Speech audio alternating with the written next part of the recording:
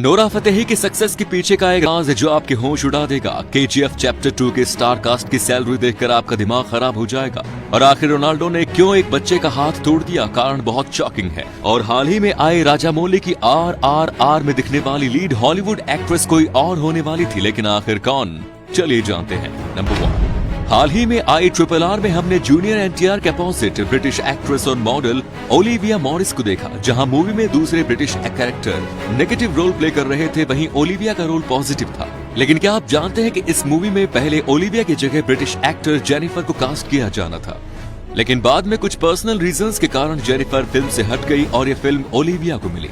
बॉलीवुड में दिलबर गर्ल के नाम से मशहूर नोरा फतेही ने बॉलीवुड में आने से पहले कितनी मुश्किलों का सामना किया। नोरा फतेही का जन्म कनाडा में हुआ और वो हमेशा से ही एक एक्ट्रेस बनना चाहती थी, लेकिन उनके घर वाले उन्हें एक्ट्रेस नहीं बनाना चाहते थे। नोरा फतेही ने घर वालों को बिना बताए ही एक्टिंग क्लासेस लेनी शुरू कर दी और इसके बाद वो एक्ट्रेस बनने के लिए मुंबई आ गई। यहाँ पर एक आदमी ने उन्हें एक्ट्रेस बनाने का झांसा देकर उनसे 20 लाख रुपए की ठगी की। लेकिन इन सब मुश्किलों के बावजूद नोरा फतेही ने हार नहीं मानी और फिर उनके गाने दिलबर ने उन्हें पूरी दुनिया में पहचान दिलाई। क्या आप KGF चैप्टर 2 की स्टार कास्ट की सैलरी जानते हैं? मूवी में प्राइम मिनिस्टर का रोल निभाने वाली रवीना टंडन 2 करोड़, प्रकाश राज 80 लाख और मूवी की लीड एक्ट्रेस श्रीनिधि शेट्टी 3 से 4 करोड़ रुपए चार्ज करेगी। फिल्म के डायरेक्टर प्रशांत नील ने जहां पहले पार्ट के लिए 1 करोड़ चार्ज किए थे, वहीं अब दूसरे पार्ट के लिए वो 3.5 करोड़ चार्ज करेंगे। मूवी में नेगेटिव रोल दिखने वाले संजय दत्त इस रोल के लिए 13 करोड़ रुपए फीस लेंगे। वहीं फिल्म के लीड एक्टर यश को 25 करोड़ रुपए मिलेंगे। क्या आपको पता है कि एलॉन मस्क रतन टाटा के बारे में क्या सोचते हैं? एक इंटरव्यू में जब एलॉन मस्क से ये पूछा गया कि क्या वे रतन टाटा को जानते हैं, तो इस पर मस्क ने कहा कि हाँ, मैं रतन टाटा को और उनके अच्छे कामों को जानता हूँ। रतन टाटा ने भारत में एक बहुत ही सस्ती कार बनाई है जिसे हर कोई अफोर्ड कर सकता है और ये एक ग्रेट आइडिया है। 2016 में जब इंडिया और ऑस्ट्रेलिया के बीच एक वनडे मैच खेला जा रहा था, तब विराट कोहली ने उस मैच में एक शानदार पारी खेली। उस पारी से उनका एक पाकिस्तानी दर्शक इतना खुश हुआ कि उसने जोश जोश में भारत का झंडा लहराना शुरू कर दिया। जब ये बात पाकिस्तानी गवर्नमेंट को पता चली तो उसने उस आदमी को देशद्रोही करार दे दिया और उसे 10 साल की जेल दे दी।